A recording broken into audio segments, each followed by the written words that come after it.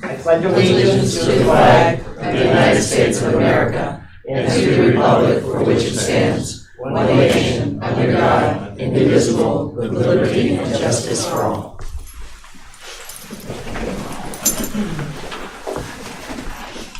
According to our agenda, we're supposed to have consideration of a bid waiver and replacement vehicles for Parks and Rec. Hopefully, they will be here to go over these with us. In the meantime, I would like to open up under public comments and then perhaps proceed to the comptroller's report, if everybody agrees with that. Thank you. All right, any public comments for us tonight?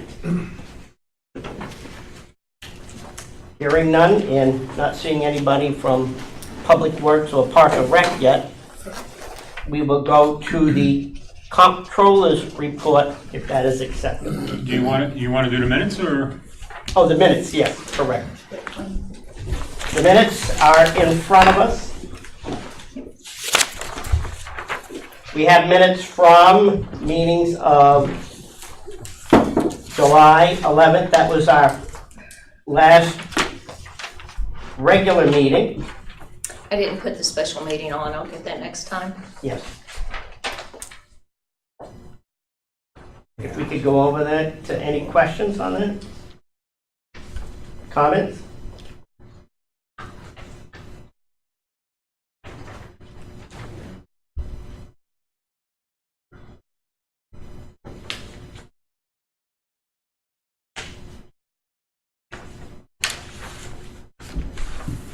All right, let us, can I have a motion to accept the minutes from Tuesday, July 11th? So moved. Do I have a second? I'll second it. All right, any further discussion? Hearing none, can I have a motion to accept these minutes from July 11th? I wasn't there. So moved, motion made to accept the minutes from July 11th. All right. And Gary, will you second that? I'll second it. All right, all those in favor of accepting the minutes of the meeting, please signify by saying aye. Aye. Opposed? I abstain. So moved. Now, we had a meeting on, oh, this is the Board of Selectmen. Yeah, why do we have to? We don't have to worry Oh, about that. if I might interject, Mr. Chair, Yes, I put some of that, I had Dan put some of that information from the last Board of Selectmen meeting as background information for you. And the item on your agenda that says consideration of recommendation from bid waiver correct. actually isn't a bid waiver. That language got picked up from the Board of Selectmen meeting. What you are asked to consider tonight, the bid waiver was passed by the Board of Selectmen. What you're asked to consider tonight is a special funding request from Capital Non-Recurring in the amount of $87,400 for electrical improvements at the high school. The Board of Selectmen established a tentative town meeting date, special town meeting date of August 28th at 7 p.m. in this room. So when you get to that point, then I see Eileen is here and Doug is on his way. He had off-site meetings today, but he does know about this meeting and he did commit to being here. But I can probably cover the information for you as well. All right. When you get there. Excuse me, in terms of the bid waiver, if that's the wrong language, this is the agenda, so we have to do something about. On Yeah. the It's agenda. on it. Okay, If you want to, you can make a motion to add it as a separate agenda item. Right. Because it's a regular Well, I meeting, think it so. needs to be put on there. I have a motion for that. I'll make the motion to add that to the agenda this evening. Second, Any discussion? could you reiterate again, in a short phrase, what's getting added? Just in a short phrase, could you reiterate what that is again? Consideration of special funding request for high school electrical improvements. Okay, and that's what we will add. All right, all those in favor of adding that to the agenda, please signify by saying aye. Aye. Opposed? So, all right, now can we go into the comptroller's report? Sure. As far as the monthly report, it's only 1 month. We never really do anything for the first month because it doesn't really tell any kind of history or story. But typically, it wouldn't be until at least the first quarter, but probably next month I'll have a report for the 2 months. I know we got an email tonight that the auditors are planning to come in next week, Wednesday, Thursday, and Friday. They're going to start their audit for year-end fiscal 17. They've already made some selections of invoices, so we've got those pulled and they'll go through them. As far as the report on the capital non-recurring and the capital account, Brad had reconciled a lot of those numbers and he's ready to give those to you. All right, very good, thank you.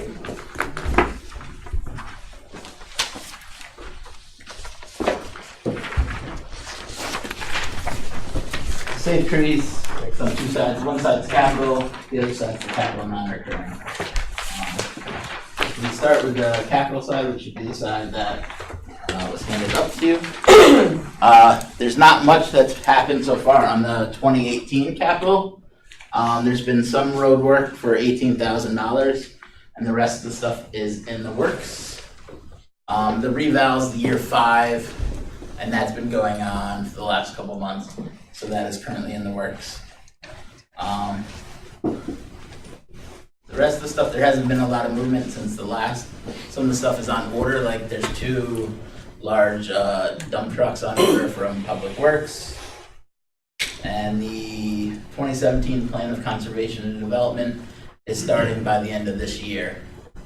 I spoke to Beth, the P&Z director today, and they had to finish the wetlands regs, and then they went into a TOD regs, so that's why that's been pushed off a little bit. The other major item, 2 other major items, Municipal Center Gym Emergency Shelter locker rooms, that bid should be received for that this month. So when those come in, at some point that will be brought to the Board of Finance with what those numbers look like for discussion. And the Greenwood Avenue walkway repairs was rebid, and that work is going to start in August. And most of that work should be done fairly quickly, give or take where the location of the fire. If the contractor can't get to the pavers, obviously that work will have to be done later. Any questions on capital items? I have a question. The bid on the Greenwood Avenue walkway repairs came in at 112, is that what that indicates? Or is that what's available? The locker rooms? No, Greenwood Avenue walkway repair. That's the money that's still left. So we spent $2,200 so far All right. between bidding it and paperwork and all that. So, and that should be, the work that's going to be done is around $91,000, I believe, Eileen. It's about 96 with the handicap So- ramps going in. And that will start in August. Okay. And I'm sorry, you said, Eileen, it's gonna be 96. Does that mean we won't use the entire 115? Right. Okay. Any other questions on capital non-recurring? That's No just capital. capital We haven't gotten to capital. Capital items, sorry.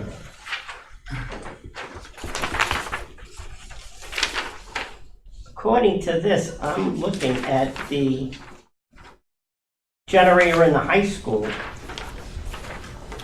which is the 4th item from the top. We had appropriated $285, and the balance is $125. Yeah, there has been, the generator's been purchased, and Doug can talk more about that. But we might wanna, that might make sense to go more into the generator when you talk about the consideration of All right, funding for the okay. 87 All award. right, we'll consider that. All right, any other questions? All right, why don't we go over capital non-recurring, Brad, please? For the 2018, the budget has $225,000, none of which has been allocated at this point. And 2017 still has just under 53,000 that has not been allocated at this point. Most of the items were done earlier, so you'll see the second to last column says the approved date. That references what meeting it was approved at. So on May 2nd, there was 5 items approved. Both firehouses have purchased and gotten in the tools that were approved. Right. The library doors, the purchase order was placed today, right at the quoted amount. So that work should be started shortly. And she is, for the humidifier, that's gonna be a project for when the new library director starts. Cause Lynn wanted to make sure that it wasn't started, then she left. She'd rather that project go through with the new director. The senior center has their new countertops in, and they're working on getting prices on their blinds. And the senior center van is on order. I mentioned this last time, but the $151 was to make up for the amount of money that was not funded. And that was done by collections through the senior center, so that so no one would have to go back to the Board of Finance and ask for $151 for the senior center van. So they went through it and got donations for that. Excellent. All right, now, the 2016 Ford F-550, that's to replace the truck that burned, correct? Correct. All right. Spent 20, so that 26,000 is actually what we got for insurance, right? No. The it might actually. Did we get 26? It's probably close to I think that. that is right, because we put the money we received from the auctions Towards it. had to go into a revenue, not in that account. Yeah. So we still have 26,000 for that. Correct. So Okay. so at some point, we're gonna have to clean up capital non-recurring and take back some of the money that we know are done projects. Yeah. So that one is done.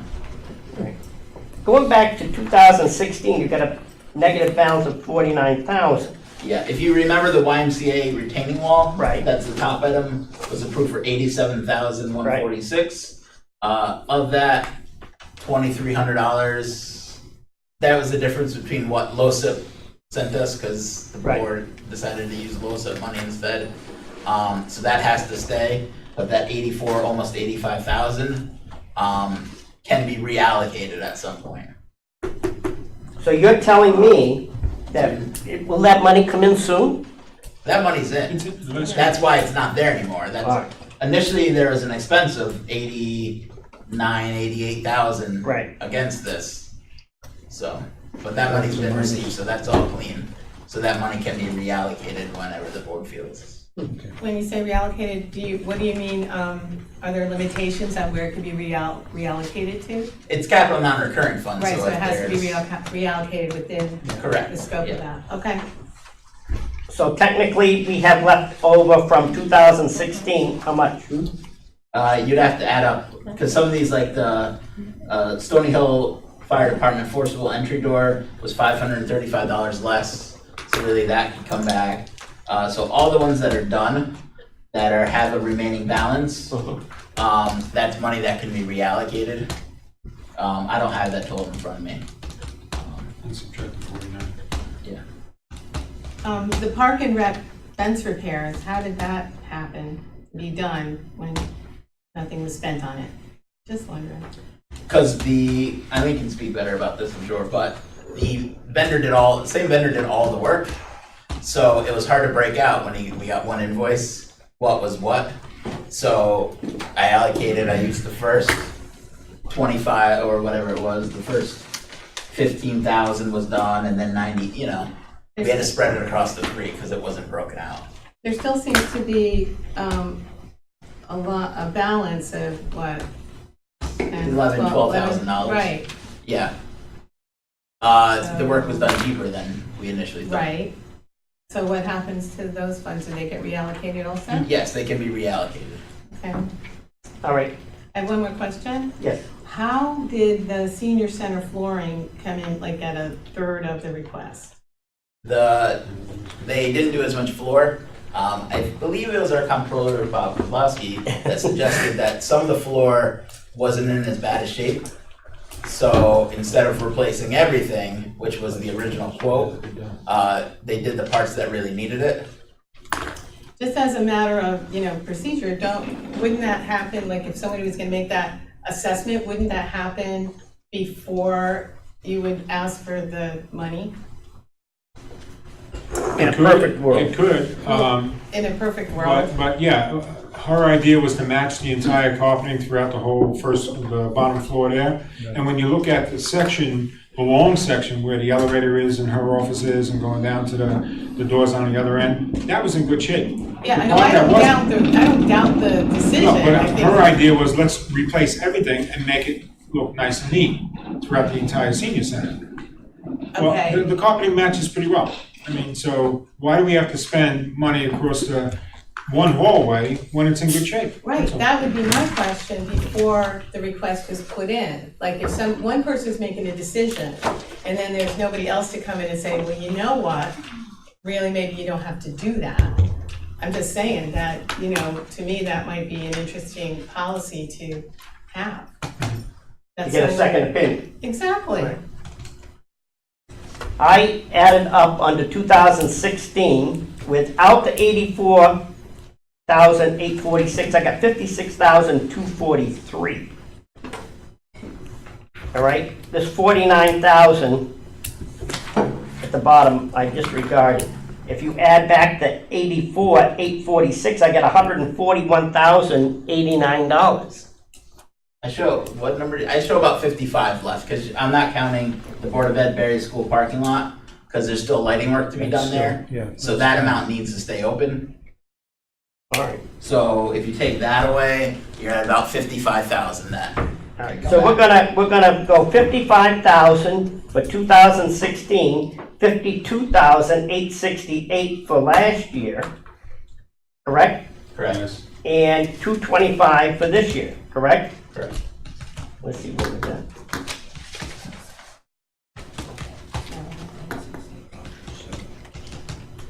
I come to 332,868 available to us. Or $107,868 over our budget for this year. Say that figure again, 332,868. the second one you said. If we don't count what we have for this year, the balance for the last 2 years is $107,868 unspent from 16 and 17.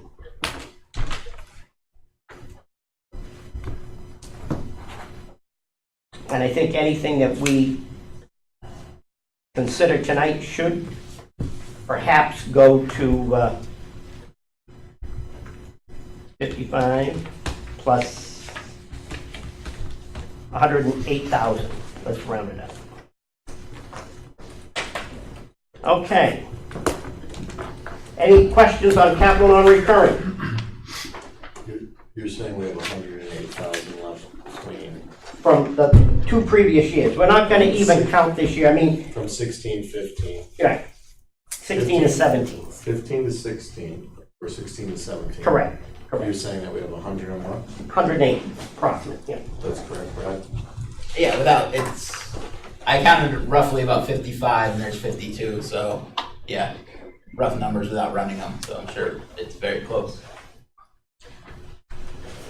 If the YMCA funds were moved to LoSiP in 2015, why would those funds not have been reallocated? It wasn't moved to LoSiP at that time, it was discussed later to take LoSiP money. Okay, Part of the problem with that is the board needed to approve the funds so the project could get going. And then later we had to find out whether or not LoSiP would allow you to use some of your LoSiP money for that wall. No, I was actually at that meeting when it was approved, so I know what happened there. I'm just wondering if in fact when did LoSiP come in? Because I just see the date 10/13/15, that's why It I'm came in asking. sometime in the calendar year 2016, If you're- Okay, I could still ask, how long is it before you reallocate money? as needed.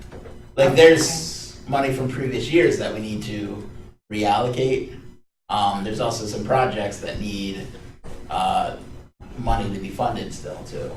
So at some point I need to put together a big cleanup we haven't needed to do that cleanup yet.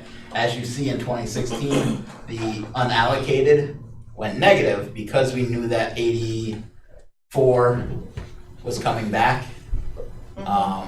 So it's more of a procedural thing to move that money around. And really, I should ask Marty the best way, if we do need to actually make a motion to reallocate it, or it could be one motion that takes everything back. Brian? And I don't know whether maybe Matt, you know the answer to this, or, it just seems like on some of these, like the GPS for town vehicles, our budget was almost double than what we actually spent. And I'm just wondering, you know, when we have people look into these and do their capital requests, I mean, that's a pretty big margin there. That's 50% I over. could actually answer it if you want. Yeah, I mean, if you have the answer, that'd be great. I'm just curious. Think about it. Brandon. I mean, that's because we did the work ourselves. Yeah, some of it is that the DPW workers installed the GPS instead of having an outside firm do it. And some of it, the original request, took into effect the full first year of, because you have to pay monthly fees on it, because you have all the data going up and down. So that money's gonna draw down more as we get more bills from Verizon. So But most of that was for, So all installed doesn't mean that that's done. That's still an open account. It's just That's for all I the need. vehicles at this All point. right, that's all I needed Yeah. to know. Thank you. One other item on the Berry School parking lot, that's $100,000, but we had appropriated back in 2015, 30,000, so the total was 130. So I do believe that there will more than likely be more than 35,000 available to us. the 30,000's already been taken care of. That's So the spent on it is actually Okay, 94,757. okay. You don't see it because that was from the, That was used up completely? yeah, that was from the road account, the 30,000. Okay. Any other questions on capital non-recurring? All right. Anything else on the comptroller's report? That's all. I do have one thing I want to Yes. add to that. No action required, but just as an informational item. We have a emergency expenditure that we're gonna need to perform on the DOT train station parking lot up the street here. As you may or may not know, there's a pipe that runs underneath that, a drain pipe that runs from the storm drain on Durant Avenue. It's been a perennial problem. The pipe is old, it's clogged, it needs to be replaced, and the pitch needs to be changed. It's an area where we perennially have floods, especially in the winter where it ices over, and it creates a very dangerous situation in the street, and it blocks the sidewalk with ice. We've had many, many complaints in the area of public safety on that. DOT informed us, they're replacing the parking lot. We were assuming that DOT was going to replace that pipe, and they looked at the records and said, no, that's a town drain pipe that's been there for years before the train station was built. So you've got about a 2-week window where their contractor will replace it because they're on site, but you got to pay for this thing. And we fought them on that, and we lost. So we don't have time to go for a special appropriation because they're starting phase 3, and by the time we had a town meeting and went through the procedure, that window would have been closed. They would have been already repaving that section of the parking lot. So we have no choice but to use our current highway funds, highway maintenance funds to repair that pipe. So I want to make you aware of that because there's almost 100% possibility that I'm going to be coming back for a special appropriation to try to replace those if we are unable to complete the road schedule at the end of the season. And that might be, it probably won't be this fall, it might be in the spring when they start up and they start getting ready for the next season. How much is it? Yeah, how much? It's about $95,000, Would that be a non-recurring? yes.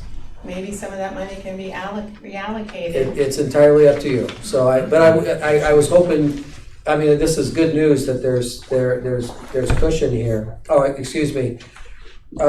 At the town attorney's suggestion, we added a contingency just in case they find, something in there. So it was $110,000 with the contingency. Sorry about the mistake. Still, we got some dough in the reserve.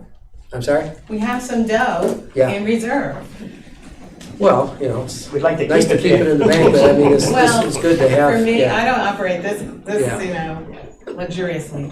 Right, so you don't, that bill is not in, you don't have to allocate it now, but I wanted to make you aware of it and have it on the records, just so you knew, yes. I just want to understand, Matt, though, the train station, a lot of that is coming from state money to work there? All of it, All of it is? all of it. So even though they had a contingency, they basically told us, go pound sand, you're gonna replace the pipe, we don't care. Well, Right? I mean, yeah, that's basically what they told us? in fairness, the property deeds do show that that pipe is town property, even though it runs underneath the train station.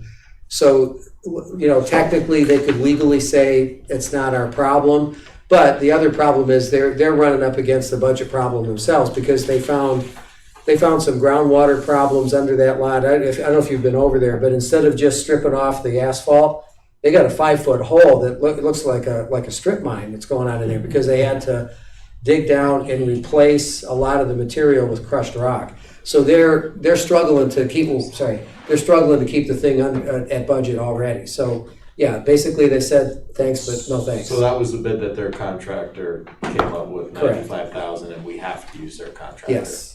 Well, we don't have to, but by But the time you're we saying got don't it. have time to Oh, go out makes to sense. bid. Yeah, by the time, that's why we did a bid waiver on this too, because by the time we got a contractor, mobilized them, the asphalt would have been dried and That painted. makes total We would have sense. lost the window. So we kind of had no choice.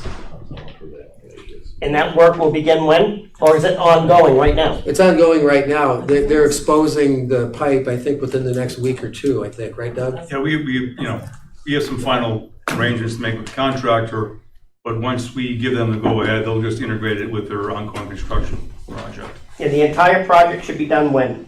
I think it's scheduled to be October, November-ish, November. but it should be, First. Yeah. it should be substantially done come, into September with just the final touches, October, and punch list in November. It's not something we can handle, Doug. Well, the pipe is a situation, as the first selectman has said, that we've, from the get-go, have fought it and said, listen, we would, because of the overages on the unsuitable conditions that they're running into, they really have. No, I'm saying it's not something that we can handle, our drainage. Well, we can technically handle it, but this is in the middle of their construction site, and that unsuitable material also carries through and under and around this same pipe. We've attempted to get other contractors to quote on it, to look at all the angles. We've had some difficulty doing that. I would say though, the DOT engineers did review the cost, and they are saying it's a fair rate. There are some prevailing wage issues here that we're unfortunately are on the losing end with, because the entire project is over 100, is over prevailing wage rate. We're going to get charged a prevailing wage rate for that work. Did they break it down? Did the state break it down for you? Yeah, they've given me a whole breakdown quotation. We've had other contractors looked at it, and it's in the realm of fair, reasonable numbers. It's definitely not as cheap as we could do ourselves, but then again, it's in a train station. There's a number of reasons why we can't do it at present time, or another contractor is willing to jump in.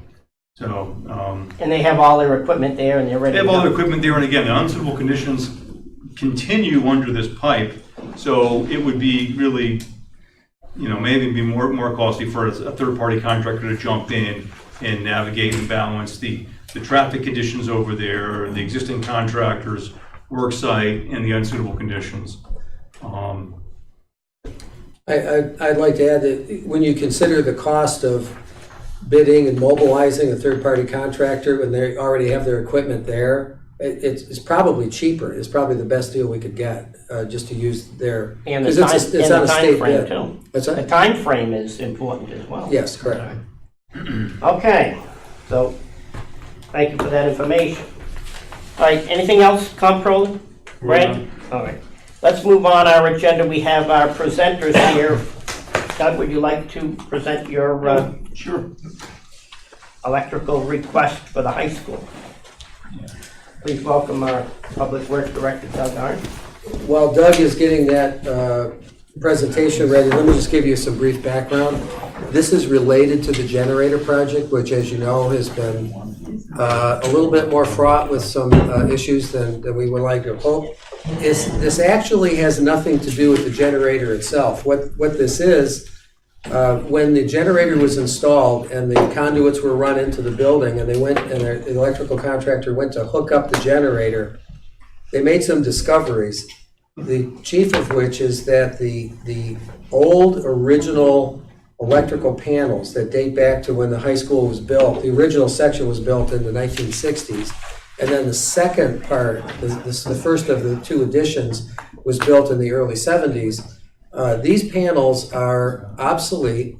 The parts haven't been available for years. There are numerous safety and code violations, and they basically, by dismantling them to try to even attempt to hook them up, probably would have destroyed them. So, and it was a very difficult thing to engineer to get a handle on. There's actually multiple panels in different locations. So this is actually a secondary project that should have, in my opinion, this is my view of it, having gone through the high school renovation, it should have been addressed with the high school renovation, but it was not. So even though there was a modern switching system put in as part of the generator, what you have to hook that switch up to is basically barely functioning. Had it failed, you could have a situation where you'd be running the high school on generators with multiple outages for months while it was fixed. So what Doug has come up with is a contractor who's engineered a solution. It's a complicated solution, but it's doable, and we can have this done in pretty short order. So Doug, that's all yours. Great, so this is as Matt was originally saying, this is right here is a plan from the original generator project, a temporary generator outside. This is a plan view of the generator room. So this represents the entire scope of the original project. Just inside, this is an interior door that goes into a break room over here. The boiler room's over here. This is an exterior door which goes outside, and the generator is located outside here. In the process of doing this, was a very complicated project. These always are. It's a high voltage. The generator is an 800 kilowatt generator. It's a 1600 horsepower engine to give us some size. Which, I mean, the thing is like almost the size of a locomotive. And the power requirements at the high school are very significant. So when you get into this level of electrical work, the details do matter. When we redid the high school last, they didn't put a spot in here for the transfer switch, which is this piece right here. And how all these wires interrelate is what's really taking a lot of time, a lot of consideration in terms of the downtime to the high school and actually the logistics. Once we got into this, we had to figure out how to do this in such a way to minimize the downtime to the operational side of the high school, which delayed the overall project, but again, minimize operational impacts. A number of things were discovered outside of the main electrical room. On the next drawing I have here, so this is the main electrical room. These are the revised drawings. What we now have on here is a room that existed a part of the old high school. I believe it was one of the first sections of the high school, and this represents the modifications that ultimately where the costs come from. We're going to need to expand the electrical room to create more distance in there to allow us to bring some of the switchgear in. The last slide represents some of the issues and some of the essence of the electrical improvements. So again, main electrical room. This room over here is part of the original, I believe it was the original high school. I'm not sure how well you can see it, but there's some switchgear in there, which are just old electrical panels that run against this wall here. They're manufactured by a company called Federal Pacific Equipment. And that in of itself is a little bit interesting. When you dig into them, you can Google them. They had some major issues regarding quality control over the years. Finally, as the company went bankrupt because they had issues with their equipment. This gear right here, as it stands, was installed almost 50 years ago. So 50 years ago, who knows what generation of equipment it was coming into the project when it was first installed. The main issue is that each of these breakers servers different rooms in the old high school, and if they were ever to go, there are no replacements for them. There are no warehouse you can get the parts. There are really no solutions outside of a very lengthy blackouts in these certain sections of the high school. As you can see, over the years, they've actually had floods and other things, water damage on top of them that were, I understand, years ago, but they have definitely shown some wear and tear. Part of the new electrical improvements, again, outside the generator room, are to actually replace all these older switchgear, these electrical switches and breakers that service various parts of the high school, with new updated ones inside of a revised and expanded electrical room. This does a couple things. It eliminates the liability of these breakers being very, very costly, both in repair but in also operational issues at the high school, and also sets us up real well for future expansion projects at the high school. At present, there's no expansion on the electrical circuits inside this electrical room, and a number of us have shared ideas regarding the future plans to potentially do some storage buildings outside and other future renovations and expansions at the high school. So we've come up with a plan that would do a couple things.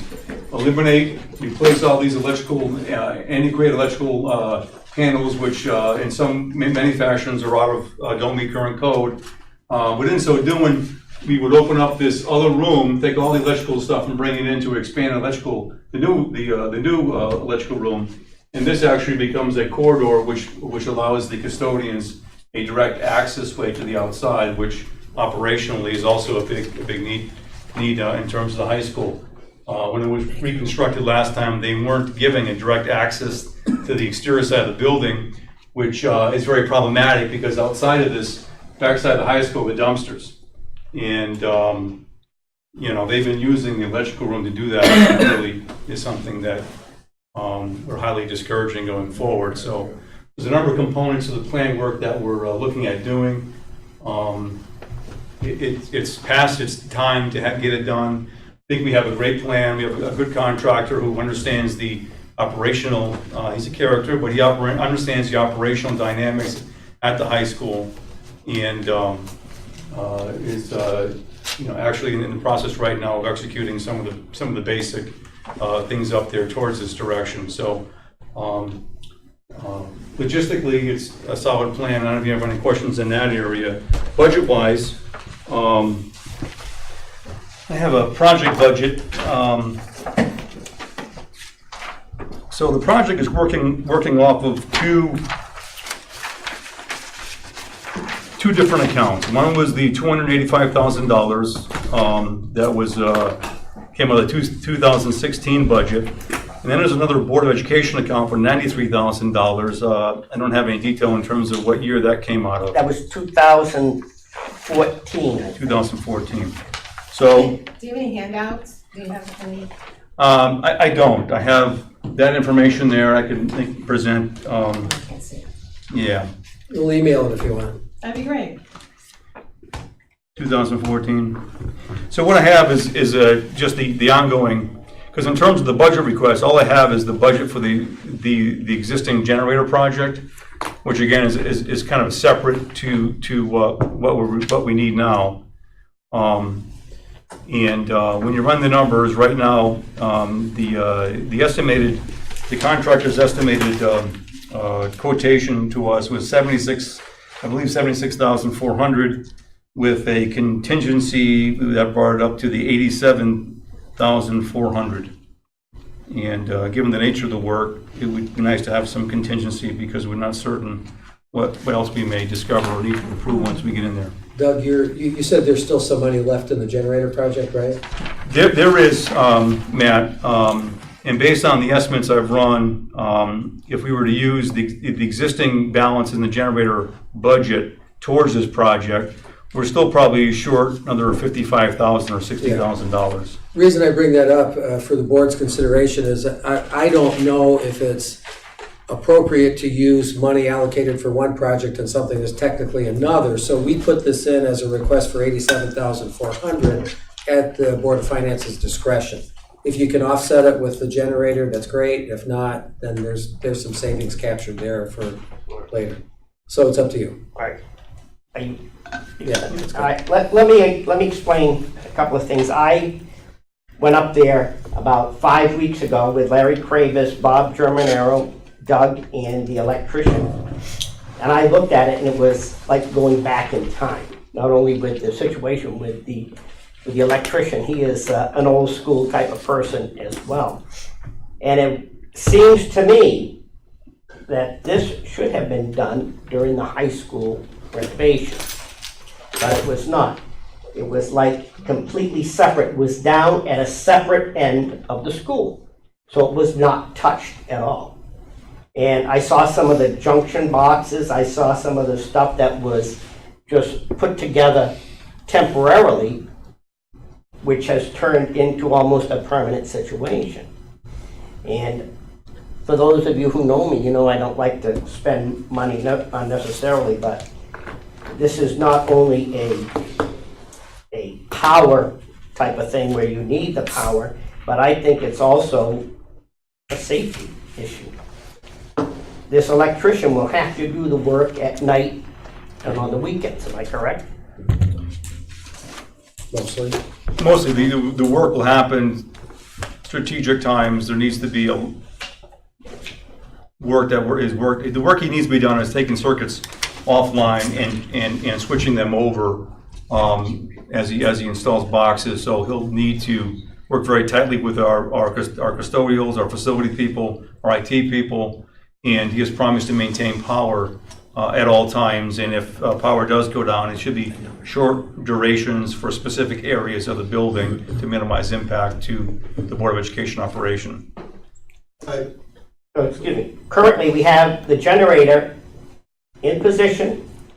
The wiring comes into the building, but it cannot be used because it cannot be connected to the building because of these unforeseen situations. So if this could be done before winter or any kind of predicted storms, that would be ideal. That's the plan. So- Yeah, we're in a situation where, again, if it was just a generator, we would have already had that operational. In fact, I was out there today. It runs like a champ.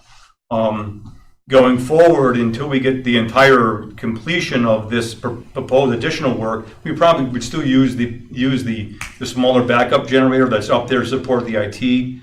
I'm not sure if I mentioned it. Recent changes over the past couple of years, the backbone for the entire town's technology is at the high school. And if we lose the technology room up there, we lose all internal communications in terms of our email. And that's been the priority, to keep that energized. In fact, it happened today. A tree dropped on Johnny, lost power, generator kicked on, no loss of service in terms of our technology. God forbid we have a major storm.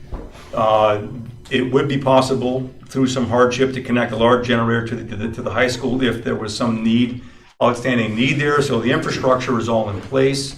It's just a question of sequencing things that are done in a very effective way. And part of the junction of where we are right now, we didn't want to go forward and install a generator without taking advantage of this opportunity, because then that would mean he would have to, if we decide after the fact to do this electrical work, he would have to undo a lot of electrical work that right now he's got open. I've explained to Matt a couple of times, it's kind of like we have a patient on the operating table and we're debating, what do we want to address while the patient is all prepped, ready to go. And now's the opportunity to get all this stuff done. Are you saying that the generator could be functional without doing this work? No. Well, as a generator, No. yes, it could be You can run it and burn fuel, but you can't power the building.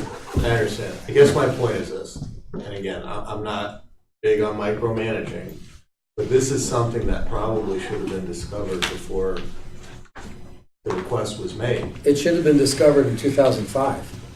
But we're past it. We had a generator company, I think we agree with came that. in, right? We agree with that. There was a switch ordered. The panels are in actually different rooms, so you go to hook these up in series. I have some familiarity with it. Yeah. I mean, done this. I mean, I'm just saying, you know, generally you would look at it and say, this is what you need for it to be operational. To say, you know, that we bought the generator and now we realize that the transfer switch has got to go in a place that we can't put it. No, what's happening here, I've heard the comments before leading into this, and whenever you know, the budget was the budget, and when you compare what the town of Bethel has done with that generator was purchased off GSA. 800 kilowatt generator for $150,000 is on standing. Our installation costs are almost $100,000 less than a comparable 800 kilowatt generator in Burlington, or I think it was Burlington. You know, this was a project that I inherited. I didn't request the funds. The funds were in place. And when you approach it, like bringing your car or your mechanic, you don't go look at everything, just look at one thing.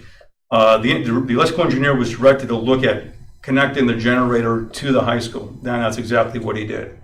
And then through the integration of how do we integrate the high school, how do we maybe keep the food lockers generator and cool during this thing, my electrician became more familiar with the infrastructure there. Therefore, we started looking at the different rooms. It wasn't until just this past winter that some switchgear, kind of an innovative approach that he was taking on our behalf to reduce downtime. He actually found some switchgear that matched ours, and actually right now, if we went up there's a donor gear sitting right there. So the short of this is that this would not have been predicted before, because I was working within a budget, a very tight budget, and you know, that gear was not identified in terms of being able to be replaced. And in fact, it wouldn't if my electrician didn't take an unorthodox approach to the original connection, because this gear over here probably is a very substantial project just in of itself. Brian, your point is taken, though. I'll bite my tongue. Yeah, But, that's all right. you know, personally, if it was my house or one of my jobs, you know, where I'm doing a house, if my electrician said to me, well, I got the generator there and the generator works, but I can't hook it up to your panel, and you didn't let me know ahead of time. No, that's not what's It's not a happening. house. He said I can hook it up to your panel, But it won't work.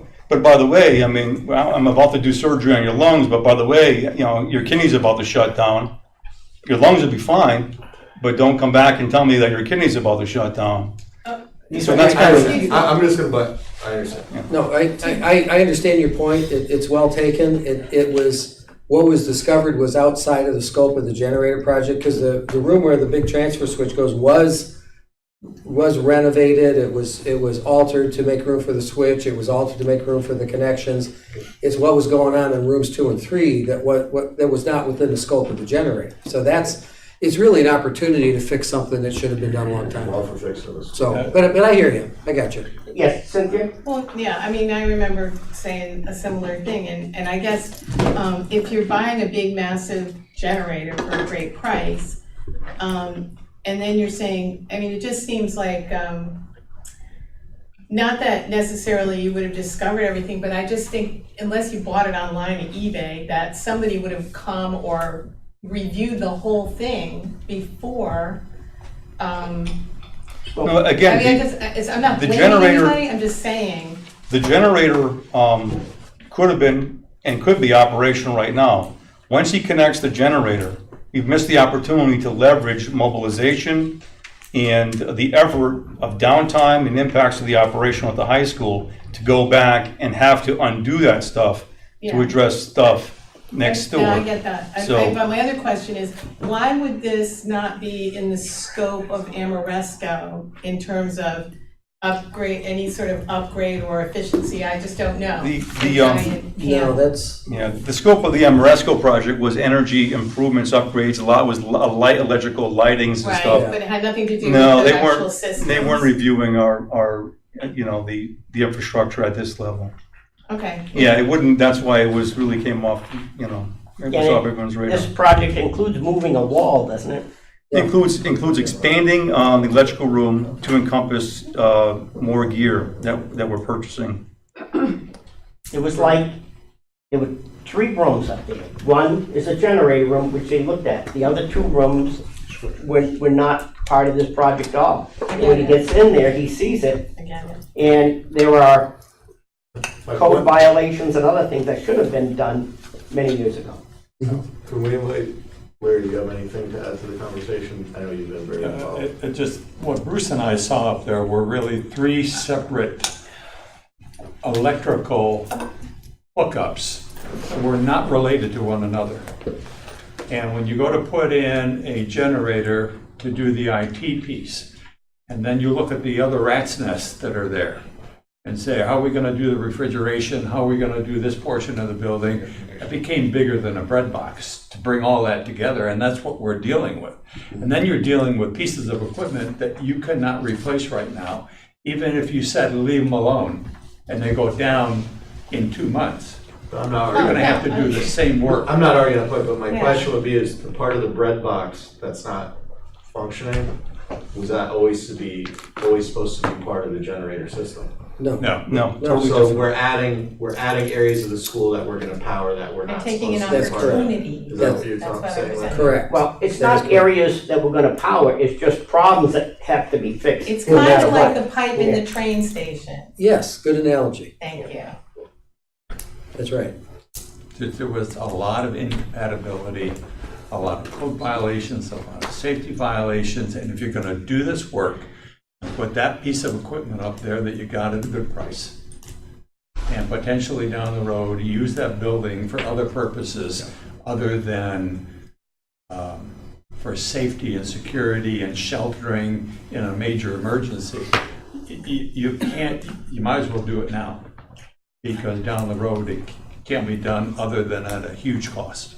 I just want to ask if, because I'm looking at those pictures and I'm just thinking, does anyone, not that, I mean, you have to inspect the buildings every 5 minutes, but, I mean, it looks like blood's dripping from that wall. I mean, it just looks really, really rudimentary and primitive. So does nobody say, like, if you're walking through those rooms and you see, I mean, I used to have those screw-in fuses, you know, I knew I had to get, you know, a new electrical system. So That's probably what that is practically, Well, yeah. the screw-in As fuses. things- On a larger scale. Yeah. Right. Well, the facility subcommittee from the Board of Ed does, they do inspections along with staff and Doug's crew. Yeah, as things come up, particularly in infrastructure management, that's what we do. We could fill our budgets with a lot of, millions and tens of millions of dollars worth of things to do.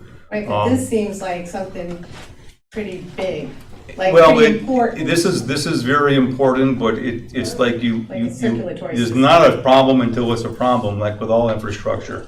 But as things would happen, we had a Maple Avenue pump station, we had a lot of upgrades there, and we had everything figured out except for one thing, and the electrician pointed to the shut-off switch, which cuts the main power into the plant.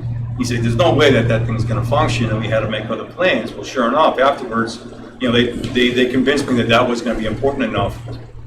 And sure enough, afterwards, I said to the electrician, well, did we make the right call? Was it frozen? He said, yeah, we couldn't even move the breaker, which is the only way to cut the power from the pole, with a pipe wrench. And then all of a sudden, when we got up to here, the lights went on in terms of, I mentioned Federal Pacific equipment to the building inspector, and all of a sudden their eyes started rolling. And without going into it, this is just stuff that needs to be replaced. But again, to the board's comments earlier regarding, well, why is this over budget? Well, we budget projects, every project, with the amount of money that we think the fair market is. And in this case, we're very focused by not going over budget. So, my engineer focused on that room, and then we discovered things outside of the room that are now leading to additional costs.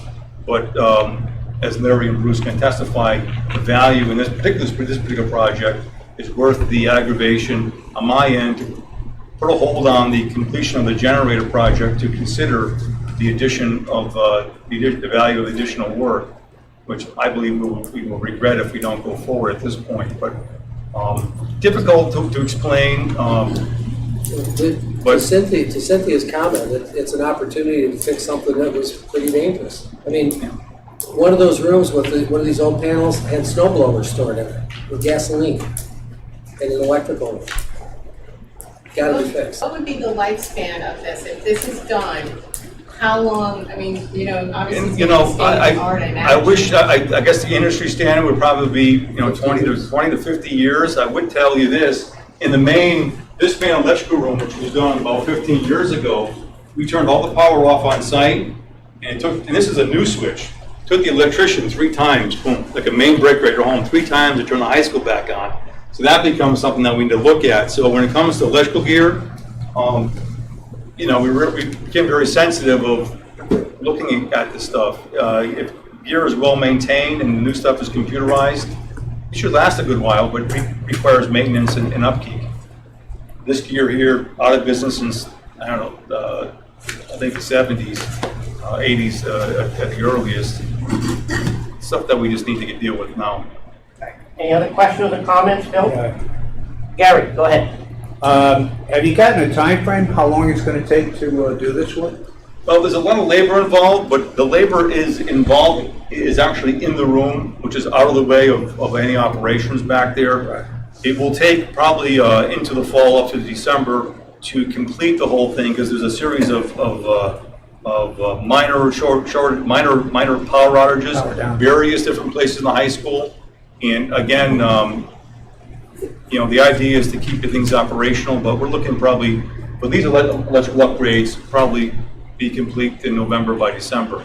The short answer is, to Bruce's point, or I think you asked, one of you asked earlier, you can't just shut the high school down to do it. Right. So it's gotta do a little here, a little there, some nights and weekends, so it's Power gonna down, spread it, some yeah. weekends. Right.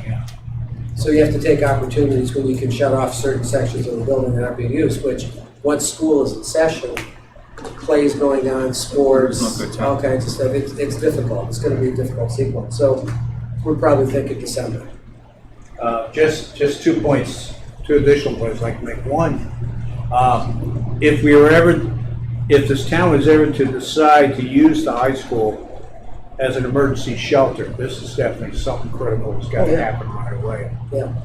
Down the road, even if we're not going to do it. But the other thing is, if we haven't already thought about doing, I think this should be on Bob Germinaro's list every year as to what operational costs, what additional costs are going to be. Maybe have a look at that room once in a while to see if this is something not functioning right.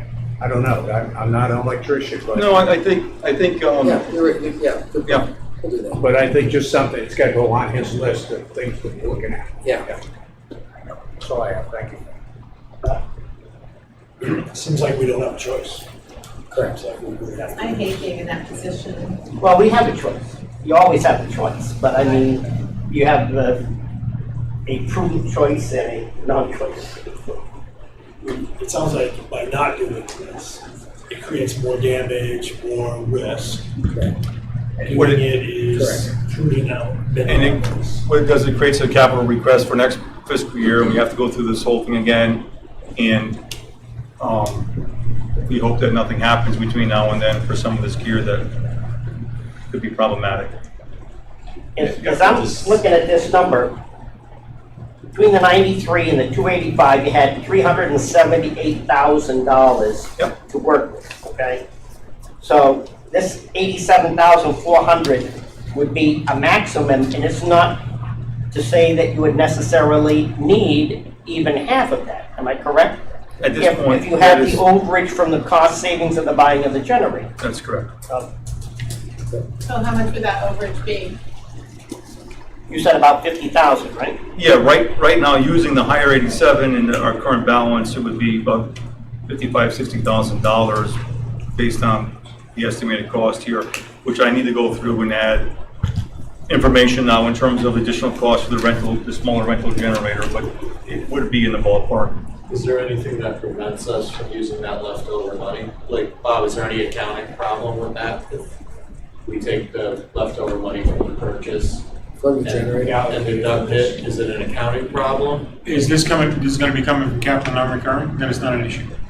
If we were to go to a town meeting or a public hearing, then a town meeting, then you would have to go back to the town meeting to get approval by the voters to. But do you see what I'm So saying? what Brian is Yeah, asking, I know what there's 30,000 something left over in the generator project. Can that be used toward this? Yeah, because it's all part of the capital non-recurring. So really, you'd only need probably 50,000 or 55,000. But you want to keep the 87,000 in just in case? Well, no, he said, no, he said that if you could use the money from Yes. the generator, you could do Oh, that. I see. All right. You can use the. So you might can use, Doug, what would you need, 55,000, 52,000? Yeah, 55,000 right now is the number in addition. So technically, correct me if I'm wrong, we could, Bob, we could approve that from capital non-recurring, and we would not need a town meeting, No, you still need a town meeting, no matter what? no matter what, which we have set for the 28th, Okay. for the 55,000. Oh, So is it, just let me ask, is a generator bought and paid for and there is an overage, there's money there? Yeah, Because well- nothing else has to be Yeah. done to the generator other than hook it up to the brand new electricity. Yes, the generator, the site work's been done, paid for, Okay. everything has been paid for. There's a smaller rental generator, that's an ongoing charge, but that's, Okay, so that overage could be, it's sitting right there and it could be used. yeah. Okay. And I think to maybe put your heart at ease as well, once the essence of the plan is the bones, meaning moving these, securing these larger gears, putting the wall up, moving this major gear. So at some Privilege. At some, I can't hear. okay. So the bones of it are actually making the transition, get rid of this gear, get these new boxes and expand this expander room. And at some point in time, if we can't get to it all based on the budget number that I get tonight, it'll be passed on forward for future, maintenance work or a future project. But the essence right now is to get the bones in place, which I think $55,000 and the ability to continue to use the rest of my existing budget would get us to a point that we could say, okay, the rest is, to be done in the future. All right. Bill, you have a question? What is the rest that you're referring to? Well, there's a lot of, without going, there's a lot of, we're in an electrical room, and we're in a high school that had various different generations. There is circuitry that's not being used that used to power shop areas. There's a lot of different circuits down there that would be in the best interest of the town to have cleaned up and to actually sort through this mess. So what happens, I believe it's at least 3 construction projects. What he's talking about is just going into the future capital projects. It's nothing urgent. It's just kind of the normal upgrades. Yeah, that's nothing to worry about at this point. Yeah. It's not part of the urgent stuff.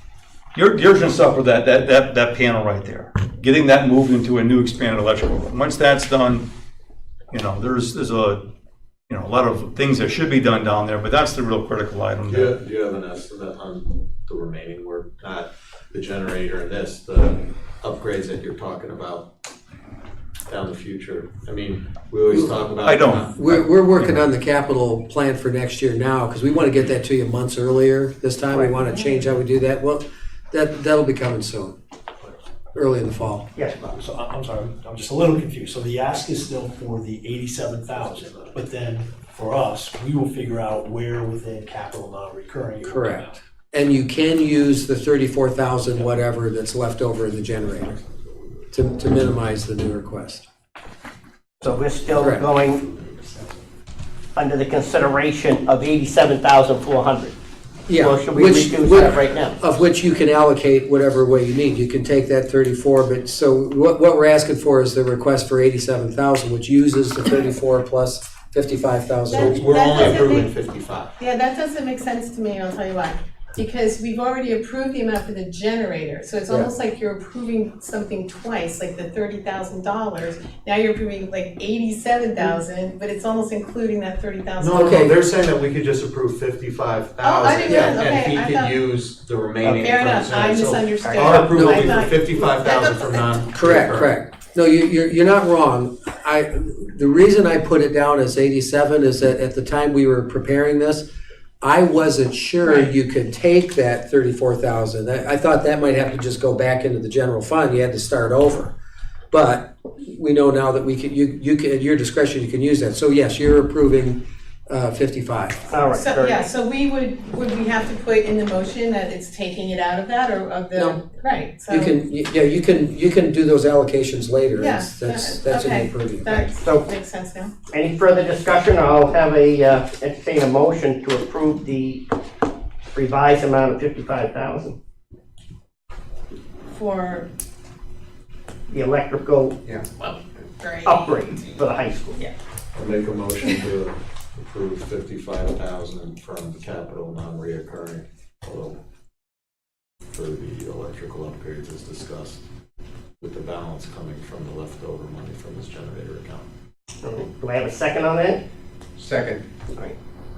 Dion, did you get that motion? All right. Any further discussion?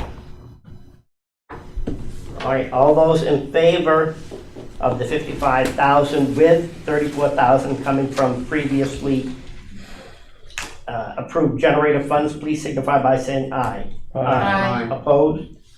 All right, so moved. Thank you. All right, we are going to now go into Park and Rec, please. Background on this, and Eileen is here. We had a couple of pieces of equipment that, again, she's requested replacement for some time. We put them off. We've got every penny's worth out of them, and they've gone and blown up. So she's requesting a replacement pickup truck and a replacement snow blower, which she's negotiated a price on a good demo unit at a good savings. So Eileen, you wanna? Okay, so basically, there's 3 vehicles, two vehicles and the snow thrower. The first one is to replace our rack body truck, which has 70,800 miles on it. Over the past 6 months or even longer, I've had to replace the starter, I've had to replace the floor, I've had to replace the seat, I've had to have the transmission done, and it's a 2004.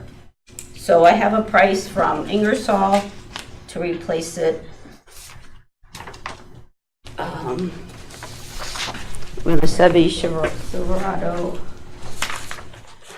cab with a 9-foot dumping body for $42,000. Which is under the state contract price for this vehicle. It will be utilized to dump mulch, snow, sand and salt in it, and the snow removals.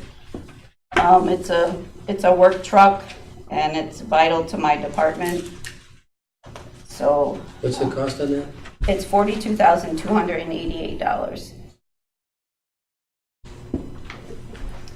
The second vehicle is a 2000 to replace a 2000 Trailblazer, 2005 Trailblazer, which is the vehicle that I utilize right now. I do have my staff utilize it through the summer.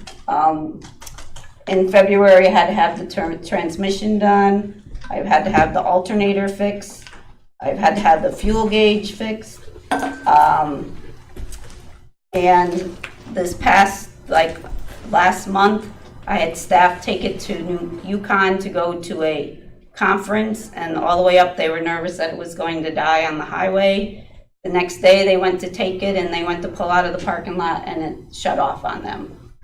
So it's constantly having to be repaired.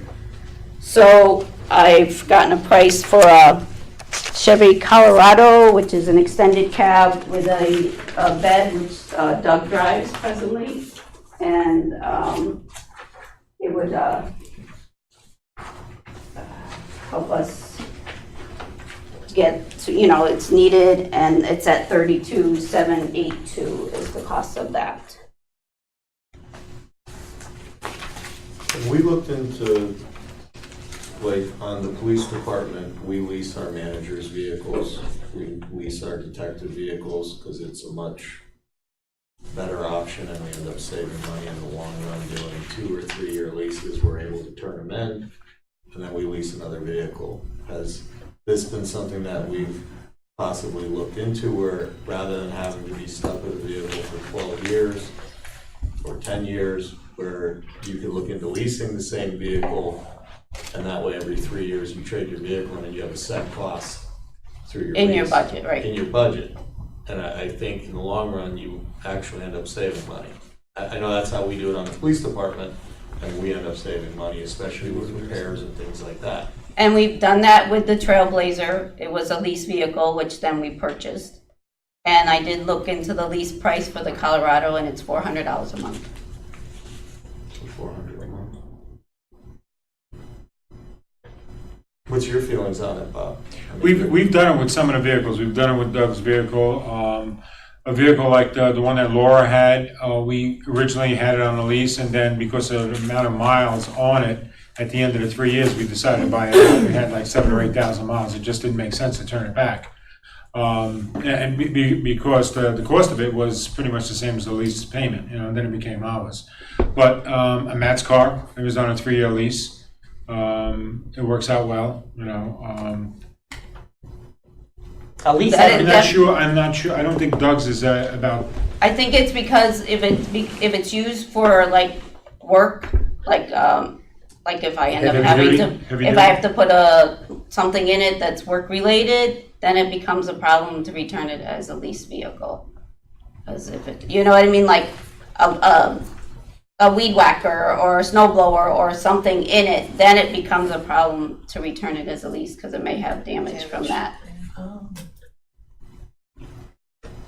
So if I went to it with a car or like an Equinox that the Chevy has, which is more like a 4-seater car with a hatchback instead of a pickup truck, because if it's more like a pickup truck, it's going to be utilized as more of a work vehicle sometimes. Well, what would you prefer? More of a work vehicle, because there are times when I have part-time staff that, like, you have 6 people that are trying to get to 4 different locations and they have 3 trucks. So they utilize mine as the 4th vehicle sometimes. How many miles were on your current vehicle, the 2005? 50,000, 655. 55? Yep, 50,655. So leasing is definitely, I'm sorry, could you? it's 50,000, 50,655. So when you got these prices, do we have any relationship with Ingersoll, or is this someone that the town purchases vehicles from? It's what the town recommended me to, that they've purchased several vehicles from. It's a state bid. And it's a state bid, so it's Okay. under the state contract. Okay, good, that's what I wanna know, thank you. what would happen to the current vehicles? We would trade them in for whatever we could get for them. Would we be better off selling them at our auction, Brad? Our next auction? What, 17 years? No. I prefer to take them and trade them in and not have they them could sit hang around a around. couple What of would years. be- Because then someone would be apt to use them and they may not Right, be, okay, safe to use. Do you know what the trade-in is for these? No, I have not had them looked at, but Oh, because I'm thinking like $500 or $1,000, you know what I mean? I don't think there's gonna be a lot of there, I know it's not huge, but it's something, right? so. Typically, we just put those back in the general fund as revenue or whatever. it is. Or it's deducted by the cost of the Yeah. price. And then the last item, and that's probably the most, well, the rack body is the most important, this is the second most important one, is the snow, we have a cozy cab that we put a snow thrower on the front of, which does all the sidewalks around this building, the train station, all the large sidewalks, and it was a 2009. The blizzard we had in March caused a lot of damage to the machine, and I took it to get fixed, and it's $4,200 to fix it. I can get a demo one for $5,016, which is barely, it has like 4 or 5 times they've demoed it and showed it. And it's the exact same one that we have, just a newer model. How long have you had the current one? 2009. 2009? And this is a new one? This will be a new one. Well, It's a demo, so it's Well, no, probably. floor model or whatever. Yeah. Right, yep. The other, a brand new one is 7,300. Mhm.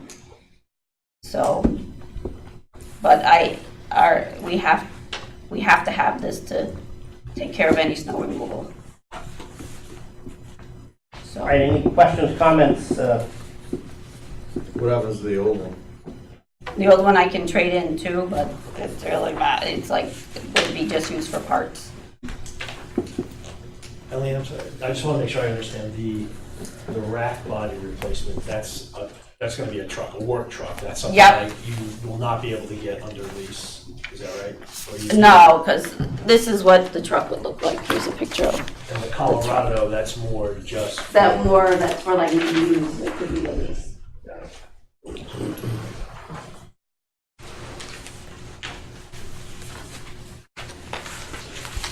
And according to this bid, it looks like they have, this truck would be available right away. Yes. Would you put a plow on that? I could, but I don't. There's no plow on it now. There's no plow on the one I have. That look like a good price, Brian? It's the state price. I mean, you're not gonna get a better price than the state bid. No. They bid the, All right, Bill? I have no questions, but I'd like to vote on each individual item. Cynthia? Just, which vehicle has 50,000 miles on it, or 50? The Trailblazer, that's a 2005, has actually has And that's what the 58,655. Colorado was. That, right, right. That doesn't seem like a lot of mileage to me. It doesn't, to me, I mean, why is this thing, Well, that's out in the, Springs? Okay. right, so something's going on electrically. What year is it, Eileen? It's a 2005, so it's 13 years old. Well, I have a 2005 Scion that has, 115,000 miles on it, so. A lot of it has the same use, there's other vehicles like Eileen's that are, we just had to pick one of our guys up from like in town because it wouldn't come out of gear. So once they get to a certain age, a lot of things that happen that aren't necessarily related to the overall mileage. In fact, a car you drive for more mileage, some of these things work out. So the mileage can be a distracting factor, but when it becomes problematic, there's other things going on that, It's also not highway miles, it's No, stop I and go understand that. traffic. I understand that part.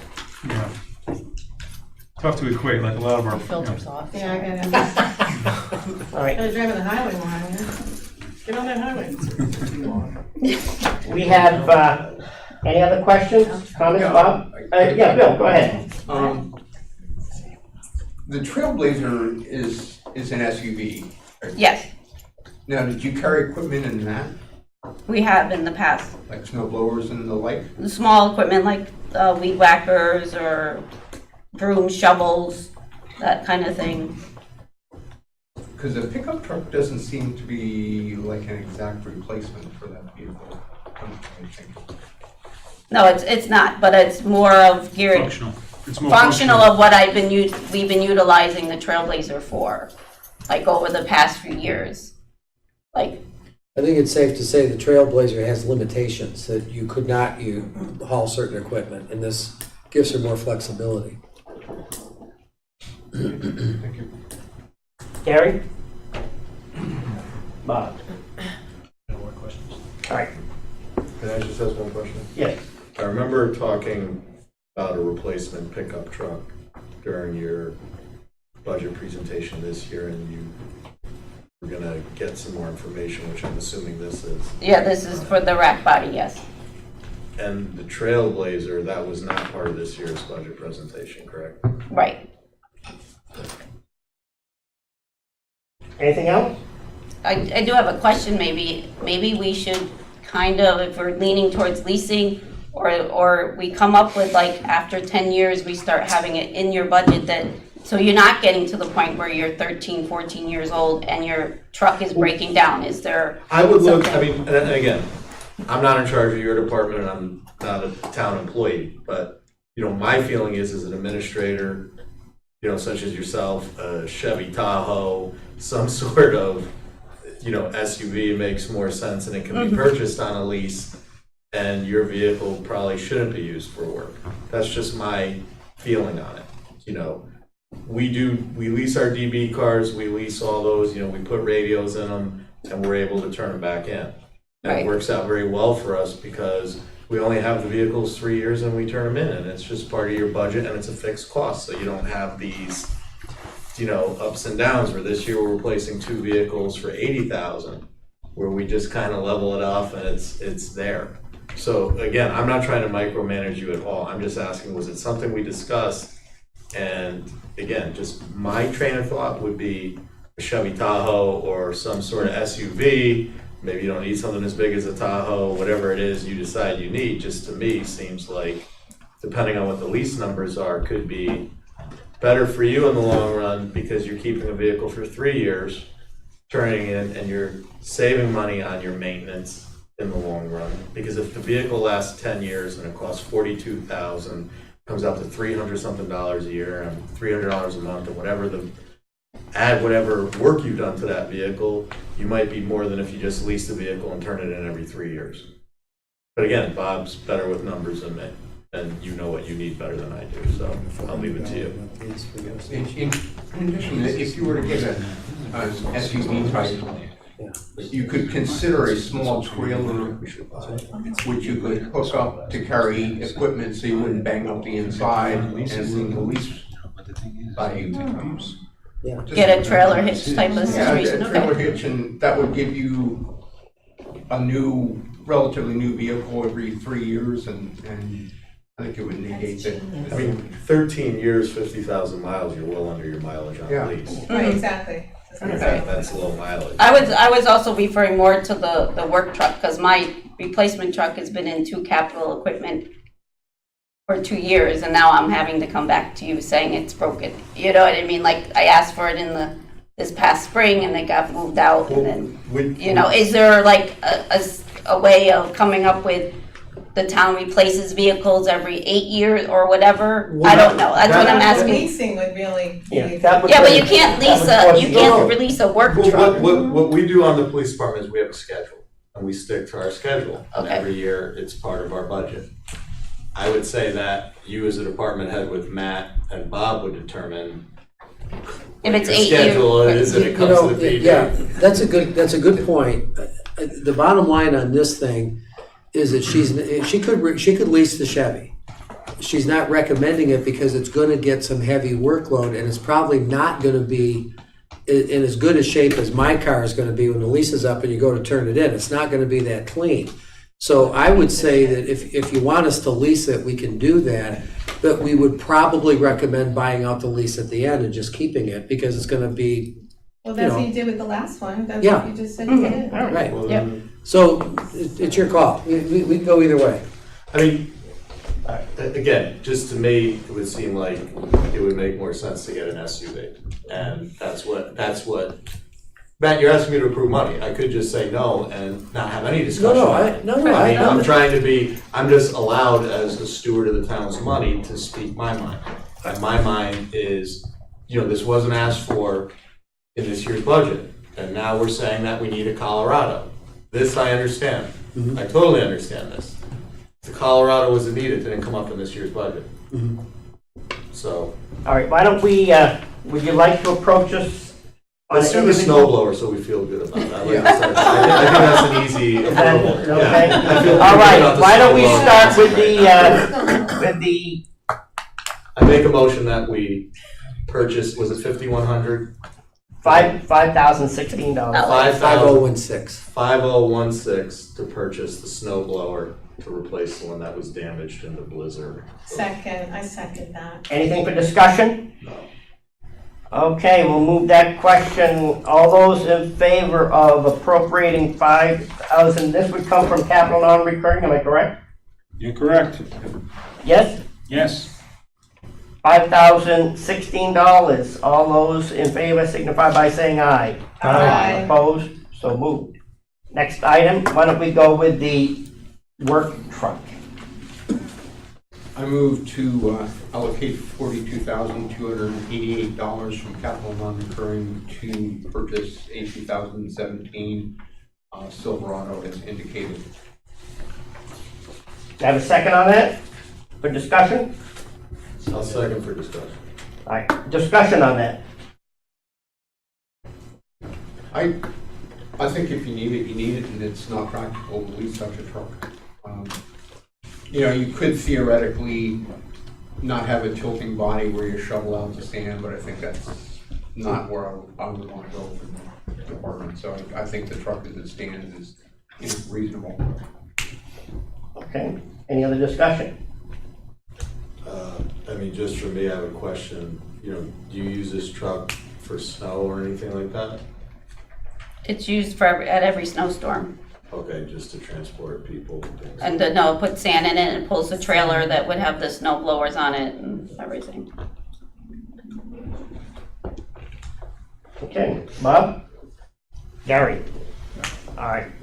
I would like to move this question, if we could have a motion to appropriate that amount of money from capital non-recurring. No, we moved it for discussion. Yeah, just for discussion. Now we're gonna vote. Well, I couldn't hear that, what was that? Now we're gonna vote. We Yeah. moved it for discussion. We- Yeah, it's on the table. As far as I'm Right, concerned. so, All right, so, any further discussion? Would you like to vote on this from capital non-recurring? no, I wanna stay here until midnight. All right. That's fine too. Okay. The amount is $42,288, and we'll take that from capital non-recurring. How much do we have left in capital non-recurring? Well, we're gonna have, Brad's we have not- 332. Hold on, Brad's getting it.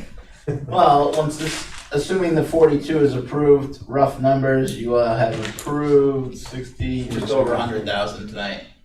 So, Between the 55,000 for the electrical upgrades, the 5,000 for the snow thrower, and the Silverado's 42. Out of the 332, correct?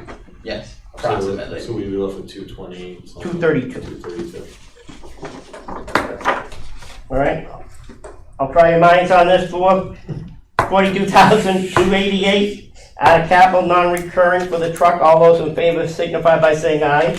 Aye. Opposed? So moved. Now, we're gonna go into the Chevy Colorado. We had some suggestions on leasing or getting a different truck on a lease. Brian? Would you like to make a motion? I am not, I'll make a motion to discuss it. How's that? Second. Okay, discussion of the second truck. I personally would prefer that there be more discussion on a lease versus a purchase. It wasn't asked for in this year's budget. Brian, I want to, if I might, I want to address that. I don't fault the department head for trying to squeeze another year out of a current piece of equipment, so I don't want her to feel like she's penalized because she didn't put it in the. How am I penalizing people by speaking my mind? I take I- nothing that's- personally. no, I'm The comments not- that are made about me, I never take personally, which I hear all the time. And I don't think anyone should take anything personally I say, because with me, it's just business. It's the town's money. Okay, if I can finish, you made the comment that you were questioning this because it wasn't in the last budget. I'm just throwing it out Well, there. that's a fact, so he's not insulting. I didn't say he was. I didn't say he was. Penalized. All right. I don't want the decision to fall to not provide the equipment because it wasn't in the last budget. I'm just saying they're two separate things. I just think I was pretty clear on what my thoughts were, that I just like it discussed on the option to lease a vehicle. And I already said leasing is fine. There's no problem with that. If you prefer to go that way, that's not a problem whatsoever. All right. Could we have a motion on that? Do we have numbers for? If you want to go the lease option, I don't even think you need to vote on it. You just. They said about $400 a month. Yeah. Would be. Well, that's for this particular vehicle, but Right. for an SUV, It may be less. It may be $325. yeah, I'd like to table this and reconsider in the next meeting when we have lease information on a suitable SUV with perhaps a trailer hitch to give us an option. Do I have a second on that? Well, You gotta vote on your other motion first. Oh, right, Motion to discuss. okay, Mr. Chairman, can I? Yes. First of all, I don't think there's really any kind of a proper motion to discuss. You can discuss anything. You don't really need to do that. with respect, I don't mean disrespect to anybody. I would like to let the department head choose the vehicle that fits within the budget, because what she's trying to do is increase the functionality and versatility of what she can do with the vehicle. I understand what you're saying about the SUV because that's what's being replaced, but she's trying to be able to do more things with the vehicle because an enclosed SUV has some limitations. And because this is gonna fall within the normal operating budget, I don't think you need to vote on it anyway. It wouldn't be a special appropriation. It would come out of the operating budget. So that was kind of off the hook. All Bill was saying is that, it was just an idea that he had about the SUV, but why wouldn't we be able to see a couple of options? I mean, I know you know what you want and what you need, but I understand what Brian's saying, that it's just coming up now. And if another month is gonna make, to get more information, why couldn't we do that? I'm trying not to sound disrespectful. That's an administrative decision, is what I'm saying. I'm gonna try not to Okay. sound disrespectful either. It's my purview to decide what year I think it's best to buy it in, correct? I do have that. Actually, no. That's Okay. that's Yes or no vote. Why isn't it on the agenda then? Not when it's on a lease. because it was requested as a purchase.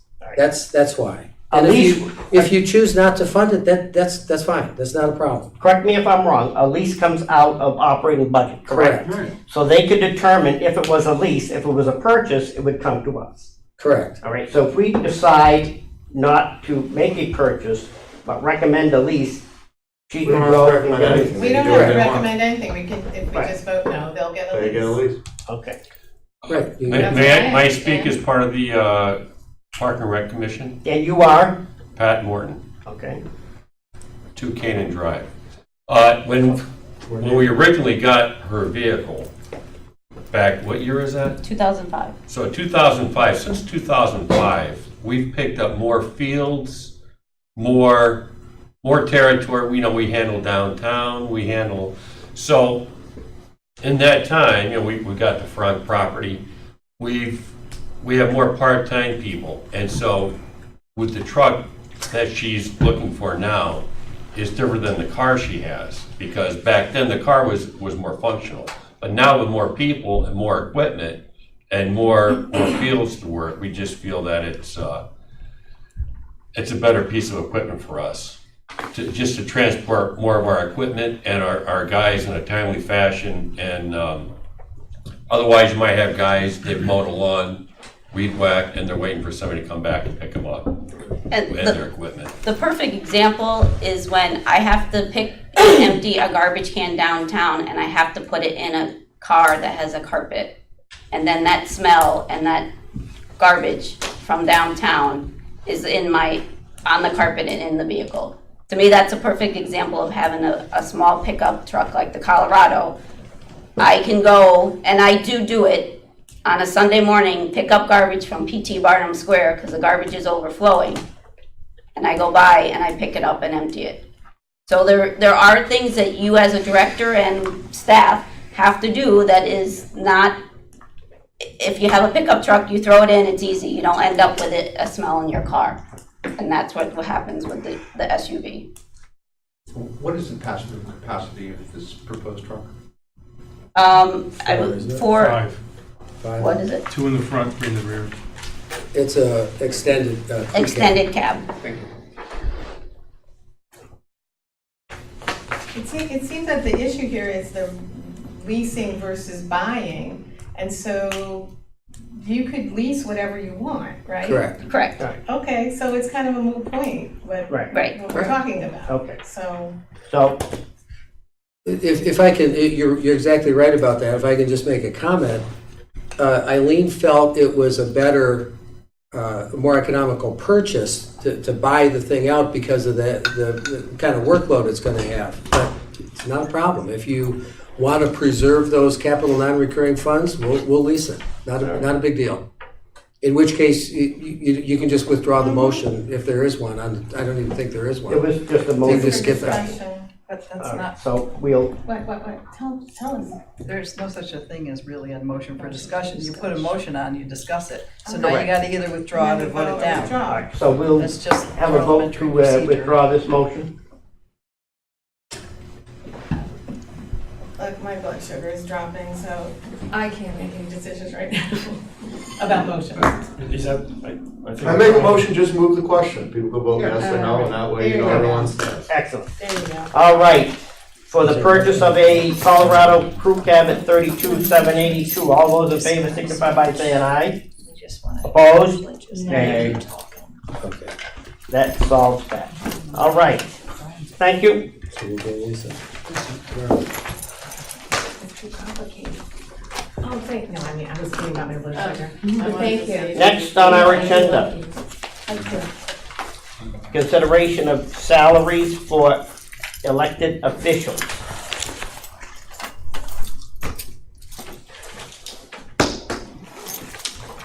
Those that we have to decide on. We decided on the second and third selectmen, correct? 2 meetings ago that there would be no change, am I correct? Okay. We have to decide on, and we also decided on the treasurer, am I correct? We have to go with registrars, town clerk, and the first selectman.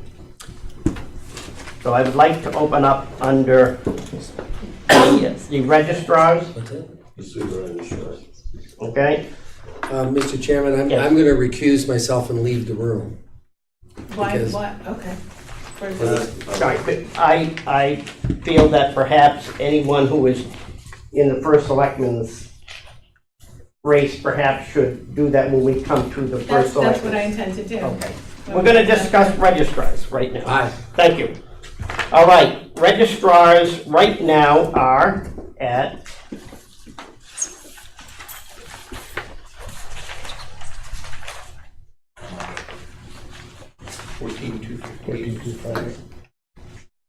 $14,258. Deputy registrars are at $4,635. If anyone has the suggestion that Gary made, how many months ago? It's all documented. Gary had made a suggestion for the deputy registrars to go from $4,635 to an even $5,000. Now, these are appointed positions, all right? He had also made a recommendation for the registrars to go from $14,258 to $15,500. Those are elected positions. Mr. Chairman, I move to increase the salaries as suggested by Mr. Regan for register of voters, both positions for $15,500 and deputy registrars at $5,000 each, two positions. Second. Comments? I think they're well worth it. I think the workload has substantially increased, and I think it's still a very much a charitable kind of a position, but I think that is definitely well justified increases. Tim, did you guys make a request to the board? And what That was a that? request. Yeah, that's what we asked requested for in our 15. budget, yes. Oh, that was it? All right. All right, You got a tight budget, you may keep to it. I know, we do very well. All right, any other comments? All right, I'll move the motion for deputy registrars at $5,000, elected registrars at $15,500. All those in favor signify by saying aye. Aye. Opposed? So moved. Town clerk. The current is now $63,860 according to what Gary had, Say that number again, please. 63,860 and 16 cents. All right? I move to increase the salary of the town clerk from $63,860.16 to $68,860.16, an increase of $5,000 per year or 7.82%. $68,860.16, Yes, and that's an increase of, $5,000 or 7.82%. the last increase was several years ago.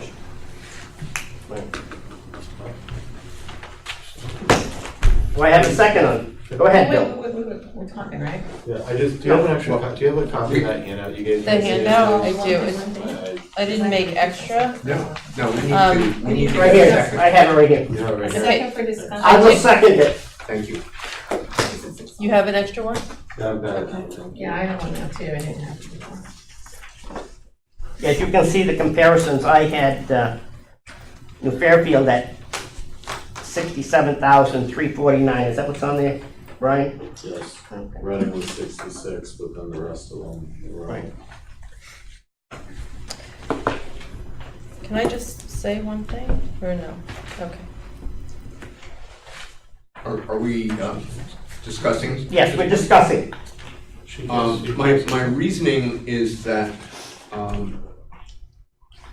we are on the low end of surrounding towns, and additionally, this is a competitive position, a professional position, and I think the office of town clerk runs extremely well. I have heard absolutely no complaints whatsoever about the running of the town clerk's office. And I think we need to reward something that's running well and it provides a professional salary. How do you feel? How many years has the town clerk gone without a raise? In a row? 3 years, we did raise because of insurance Right, things a year ago. so that was like a So break 3 even. years. But that was really. That was last year. An adjustment wasn't. Yeah, there was an adjustment. So it's been, It's been 3 years. 3 years.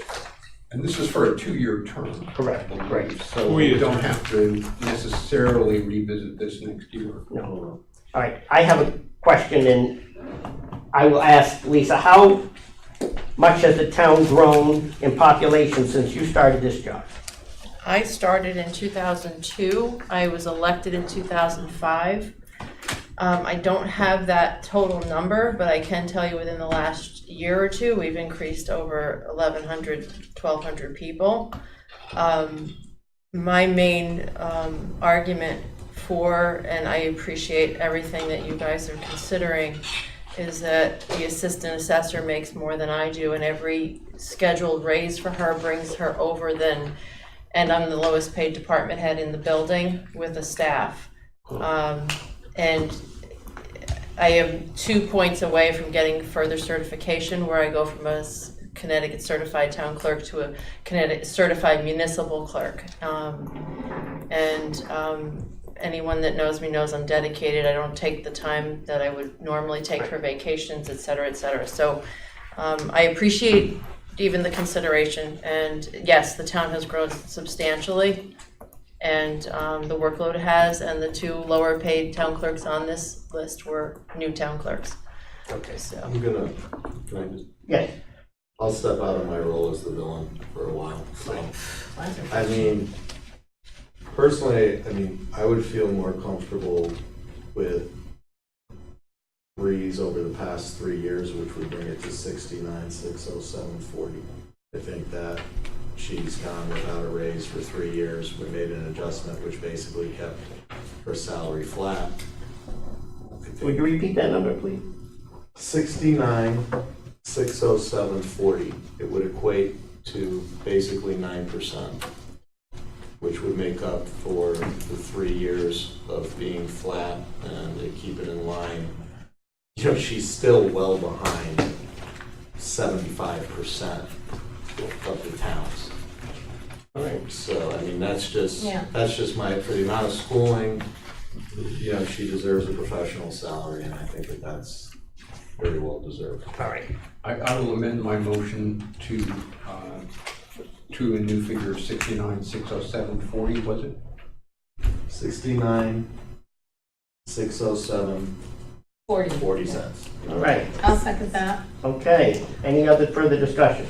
Yes. Yes. I would just like to say that of the two departments that we're considering right now, those, in my opinion, the best, most tightly run departments.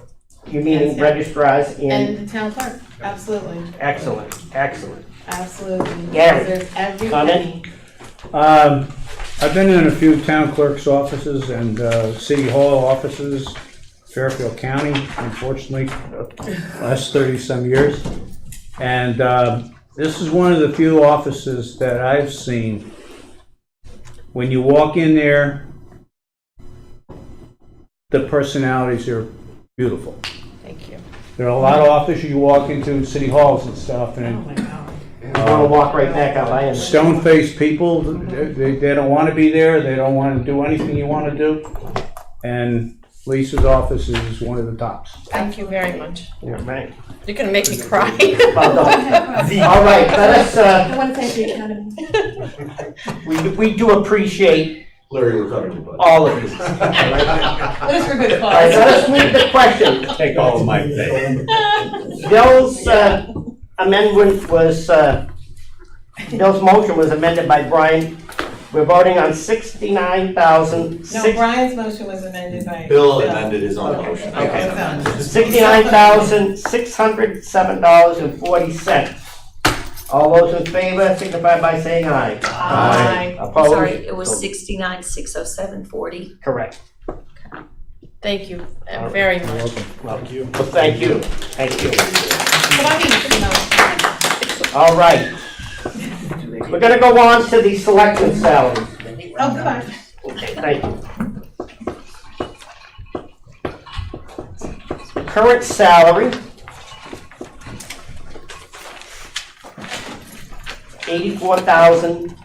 $84,718. $84,718. You have the numbers from other areas. That would be this sheet here, okay? And I'm gonna tell you, before we have any discussion or motions, everyone, that I am thinking, and I said this 2 meetings ago, approaching the PUC and have them consider putting in some money for the top 3 selectmen as part of the PUC budget. Because first selectman, 20% of the duties are PUC. The second and third selectmen have to attend a minimum of 2 or 3 meetings a month with the PUC. The PUC workload has blossomed over the last couple of years since all the work has been started on the water and the sewer. So I am going to write up, with your approval, that we suggest, or we cannot tell the PUC what to do. We could suggest that perhaps the second and third selectmen get $1,000 from PUC, and the first selectmen get several thousand as well for the efforts that they put in on the part of PUC. Do I have any comments on that? I think that's not supported. No? You know, like what? Because, you know, I just think you're putting the onus on the ratepayers, and, you know, the majority of the selectmen's time are spent working for the town. And, you know, I've said what I felt about the 2 lower selectmen's salary. It's nothing personal. I think 5,000 is very fair. I think that you don't take that position to get paid. A lot of people spend a lot of times in their boards and commissions. And it's just, my personal feeling is that you serve as a second and third selectman because it's a duty that you feel that you want to fulfill. And that is just my moral compass. That's my honest feeling on it. It's nothing, I have tremendous respect for both the second and third selectmen, but that's my moral compass. And I'm not gonna, you guys can do whatever you want. I'm just stating my feelings on it. All right, Bill? That's quite a good argument, and after hearing it, I kind of agree with Brian. All right, Bob? You know, I've agonized over this question for the last few months, especially in light of kind of all the uncertainty that's coming down the pike and significant issues that are facing our town. So on one hand, I think the first selectman, second, third are the leaders of the town, and you know, they're demonstrating kind of their willingness to sacrifice like all of us are going to have to sacrifice. So that's kind of on one side, and maybe that's somewhat consistent with Brian's position and Bill's. On the other hand, though, if they are actually spending time doing other things, I think they deserve to be compensated for that. And so I think you're going to the commission and just making a suggestion is fair. And they will decide in their authority, you know, based on their authority, in their area of jurisdiction, whether they'll make that payment.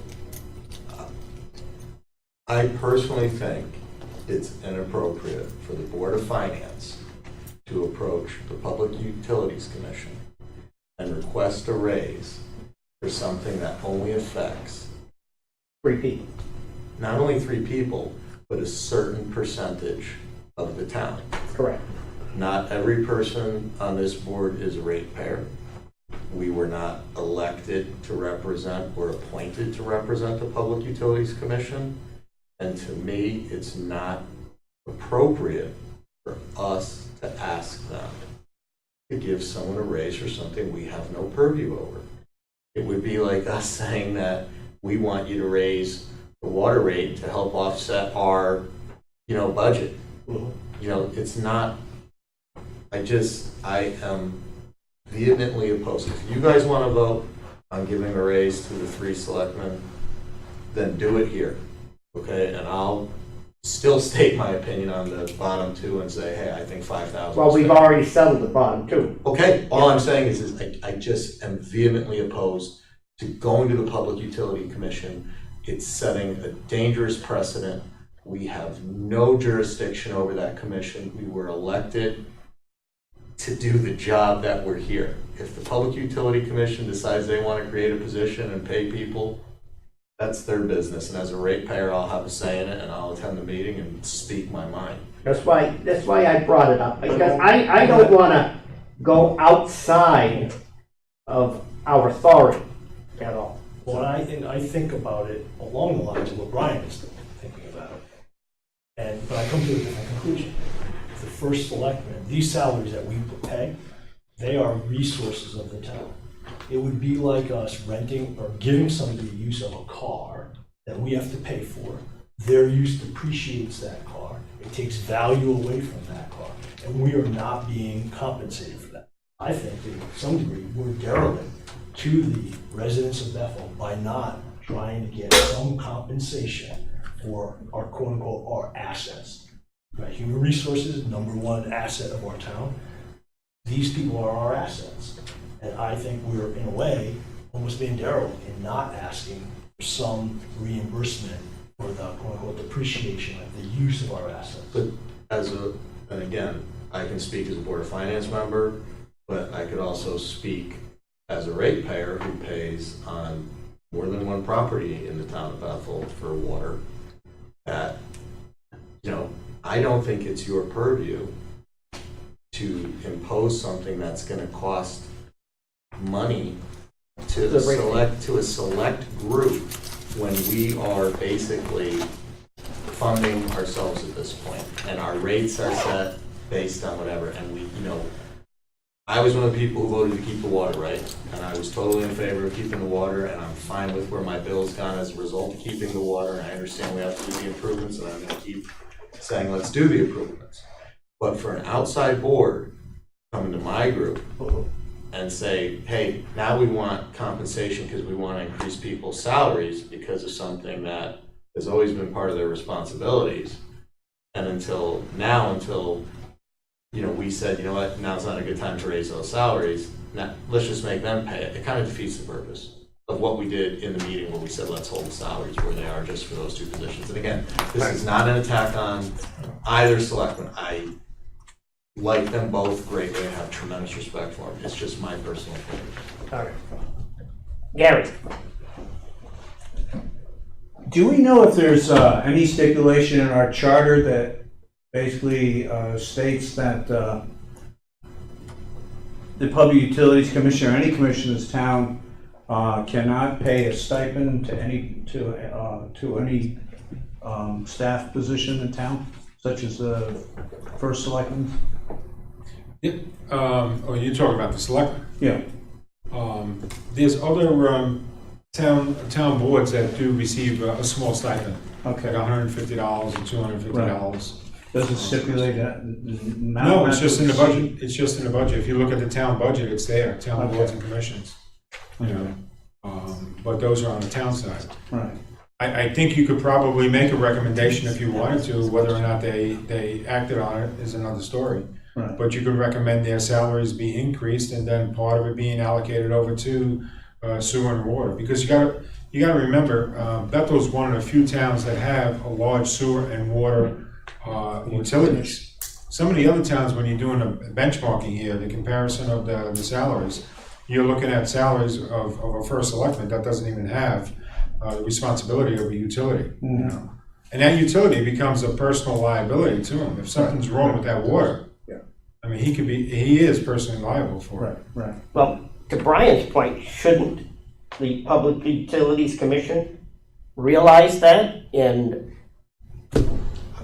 offer like they do to other departments that they utilize to offset part of the cost? I don't think it's ever been done in the past when it comes down to it. So maybe that's the only reason why it hasn't been. It may be a question for the town attorney too. Right. Whether or not it's an appropriate recommendation. It's a slippery slope. Yeah. To request the Public Utility Commission to pay selectmen. Because at the end of the day, the selectmen are supposed to represent the whole town, without bias. If a separate commission is paying them, then who do they become beholden to? Are they beholden to the ratepayers as a whole, as a town? Or now do they have a special interest group that is paying them on the side? And to me, it's just a slippery slope. If you guys want to go back on our motion and say, Brian, you're wrong, we want to give them a raise, then just have the courage to do that, okay, period. But to say we're going to do it through the Public Utilities Commission, it is opening up a huge amount of ethical questions, and the two should not be combined. I'm sorry, it's the selectmen represent the town as a whole. You can't have individual commissions and boards paying them. Because what you're doing is saying is we're lending townspeople someone who they're already supposed to represent, that we're voted on, our resources. It's creating an ethical dilemma. Like I said, if you guys want to say I was wrong, and if the charter allows you to do it, say Brian was wrong and we changed our mind and this is what we want to do with the salaries. But have the courage to do that, not to create an ethical dilemma for us. We should, all right. I'll address that as a legal matter. The sewer department is proprietary, which is actually supposed to be separate from the town organization. So we're in breach of that ethical responsibility by allowing the folks, first selectman, second, third, to oversee that proprietary, which by legal standards means completely separate. So it's actually on its head, Brian. We're somewhat in violation of our ethical code by allowing. So does that mean you dig yourselves deeper? We don't want to do that. All right. Let me tell you what I'll do. We'll approach the town council with this, and I will say anything to anyone. I don't think we should do anything until we vote. If the three members think that you should go ahead and approach the town council, I'm pretty sure that Mr. Kingston's gonna vote with me. I'm not sure how Mr. Regan's gonna vote. I think what we need to do is put it to a vote so the record stands as it is. I mean, as a board, if we're gonna make We're gonna go to the town council and say, is this something that we should do? There's no reason to do it if 3 people say no. No, I would want to wait until, like Tim was here and he could voice his opinion too, because he's well versed in this as well, all right? Again, I think So- you're gonna get town council's opinion. No, after, at our next meeting, we discuss this with Tim is here, all right? Do we wanna do the due diligence? But we have to vote on the first selectman salary no matter what. No problem with that. All right, Bill, you have a question or comment? No, I'm leaning toward Brian's point of view All right, on this. no, that's fine. And we'll wait, and we'll hold off on all this, okay? And we'll wait till Tim gets in, then if he agrees that, and maybe we should approach town council, or, you know what? We have a charter revision committee in place right now. Maybe this should go to charter revision first. What do you think, Brian? I've already stated what my Yeah. views are. I think No. the salary should be set by us and come out of us, and we shouldn't be, because on that same token, does Matt ever go to a Parks and Rec commission meeting? Has he ever been invited to attend that? When the Board of Ed asks him to attend or asks me to attend their presentations, and I go to their presentations, should I now get a stipend for my time there? Well, look, I do this. That's right, the difference is that those are town organizations, they're not proprietary organizations. But the point So is, it's a little bit of a flawed analogy. All right. in your mind, my mind is. As a lawyer, yes. In my mind as a lawyer, I mean, now we're not talking electrical, which is not my expertise. Now we're in my wheelhouse. Well, law's open to interpretation, and I think I have a little experience too with law. All right, let's move on. Gary? Very much. All right, let's go on to first selectman. The current salary is 84,718. 84,718. I move to increase the salary for the position of first selectman by 3% to $87,259.54. 87,000. $259.54. That's a 3% increase. Do I have a second on that? I'll second it. Okay, discussion. In your reason. My reasoning is, this is a peculiar blend of civic giving to the town, but there also needs to be enough compensation in the position to attract qualified candidates to run for first selectman. And I think we could leave it where it sits, but I think it would be better to raise it 3%, which is kind of in line with inflation for the last time period. Bob? I agree. Brian? Gary?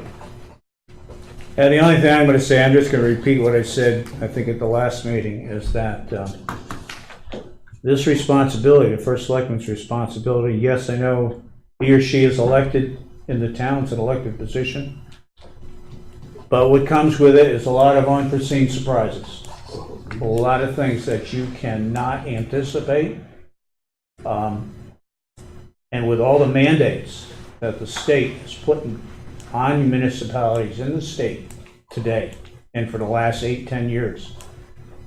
It's a very challenging position. And like I say, there are a lot of unforeseen things that you have an idea it's going to hit you in the face. And I think 3% is a fair amount at this point in time. Okay. Can I just make one comment? Yes.